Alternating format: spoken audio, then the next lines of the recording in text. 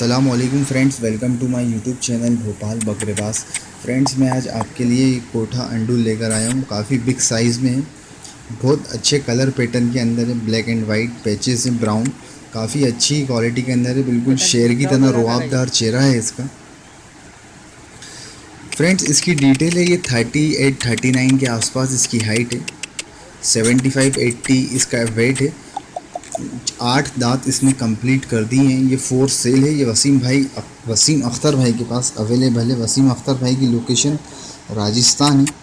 Friend, जो भाई भी इंटरेस्टेड हो तो आप वसीम भाई को कॉल करें, मैंने उनका नंबर दिया है। मेरे चैनल को लाइक करें, सब्सक्राइब करें, शेयर करें, मेरे इंस्टाग्राम को फॉलो करें, मैंने उसका लिंक डिस्क्रिप्शन बॉक्स में दिया है। अस्सलाम वालेकुम, एंजॉय द वीडियो।